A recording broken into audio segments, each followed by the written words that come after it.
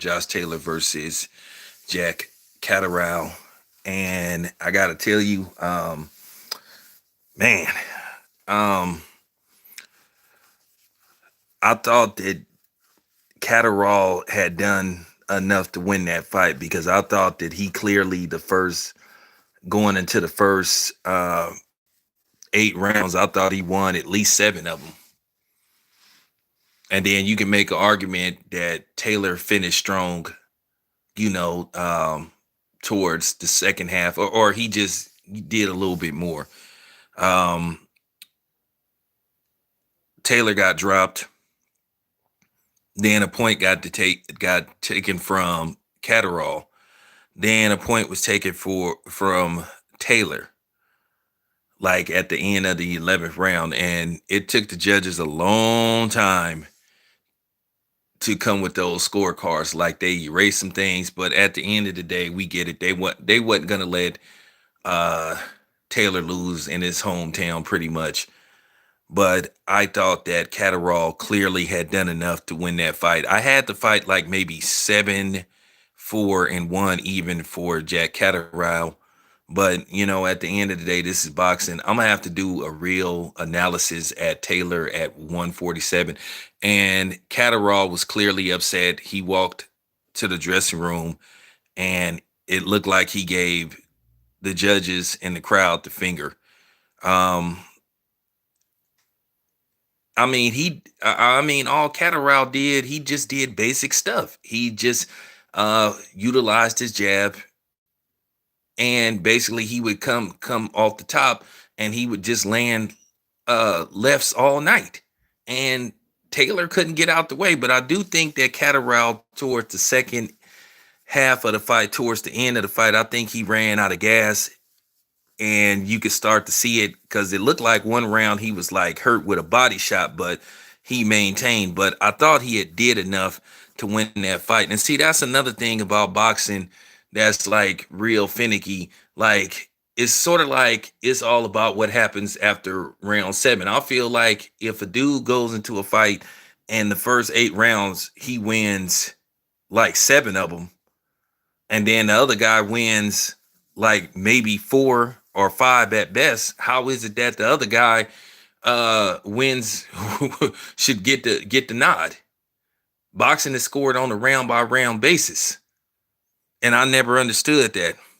And then the ref was terrible. But I think everybody with common sense know that Josh Taylor lost that fight. I thought Josh Taylor lost the fight, and at the end of the day, he looked, man. At this point, I will break down to Josh Taylor at 147, and after what I seen, Bud would stop him. Bud would stop him.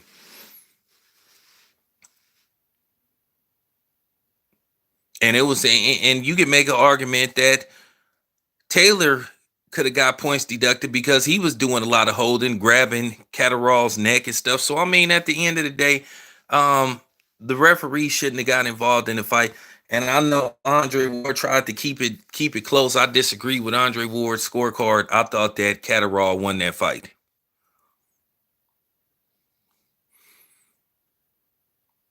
So you had it what, 7-5 or 7? I had it 7-4 and 1 even for Catterall. So now the question is going to be, did Josh Taylor get exposed? Now that's the question. Did Josh Taylor get exposed? Because Josh Taylor have blank moments in fights where he don't do nothing. I didn't see a good ring IQ tonight with Josh Taylor. I'm just keeping it a buck. And you have to wonder, how would he fare at 147?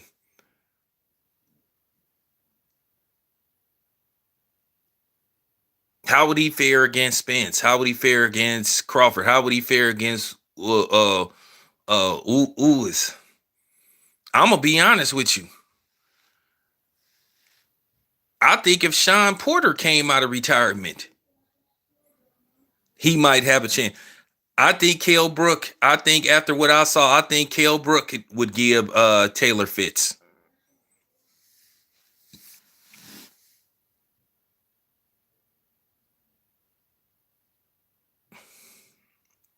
Yeah, Taylor don't got good head movement.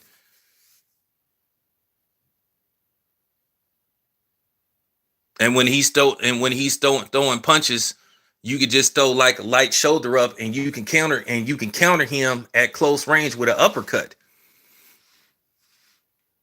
and you could catch him coming out of exchanges.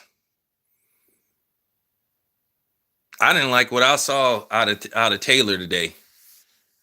Maybe it was him fighting in his hometown or whatever, but Taylor looked very beatable, and he looked pedestrian today. But at the same time, I'm keeping it a buck. I thought that Regis had beat Taylor. He looked great against Ramirez. But Ramirez won some rounds as well.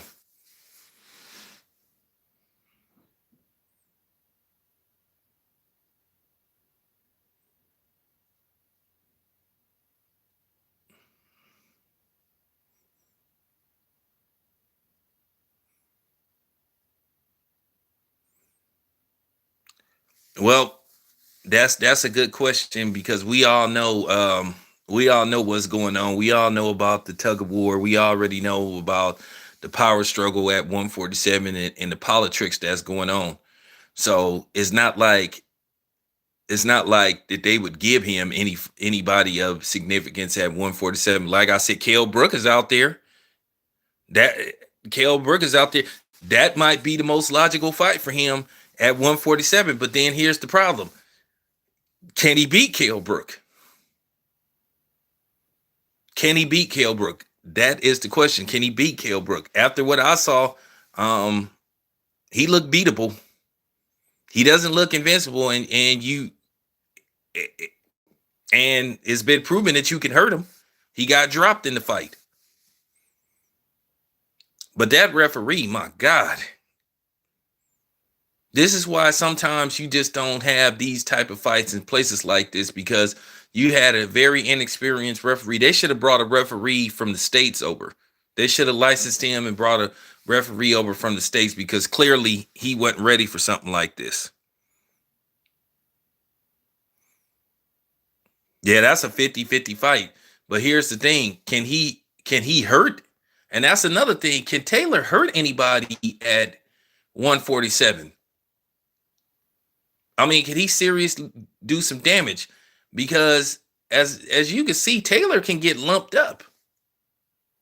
Because Catterall lumped him up.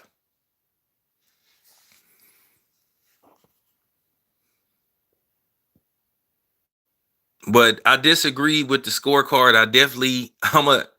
I should be seeing Andre Ward next week when I go to Fresno to cover the Ramirez fight. I'm gonna ask them and just tell him, give him my opinion. But I thought Catterall did enough to win that fight.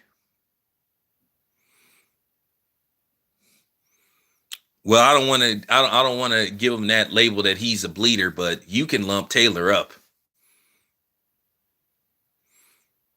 Yeah, I was thinking the same thing. You can lump Taylor up, man. And I don't see him surviving getting hit with punches by Bud like that. Especially in Bud is just real powerful at 147. I don't think that I think Bud would I'll just break that down later on.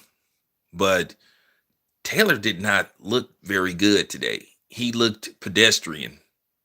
He didn't look like a dude that you would be hesitant to get in the ring with.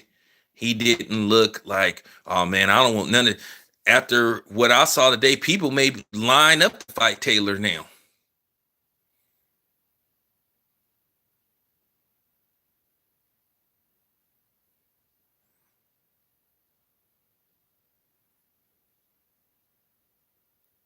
I'm kind of like leaning towards that way. I'm kind of leaning towards that way, but I'm gonna break that down for later on. But yeah, man, I thought Catterall won that fight. That's just me. That's just me, but that's gonna be the discussion. like I said, if you build up a substantial lead, like, and this is basically what happened. This is almost the same thing with Tiafimo versus Lomachenko, except Tiafimo had a even clearer substantial lead over Lomachenko going into the first 8 rounds of the fight. That Tiafimo clearly won out of the first 8. You can make an argument he won 7, and then you can make an argument that he clearly won 11 and 12. So that's why some people had it 8-4 for Tiafimo or 9-3 for Tiafimo. Now Lomachenko towards the 11th round, he came off very strong. It looked like he possibly was going to stop Tiafimo, but Tiafimo put it together and he ended up securing the fight. But I thought that Catterall built up a substantial lead. And all he did is do basic stuff. What have we learned from Taylor today? He can be hit. He lumps up easy, and he's mediocre at making adjustments. And his power to me is kind of questionable. And he's suspect on defense. I'm just saying, you guys. But anyway, appreciate the time. I'll be back later on.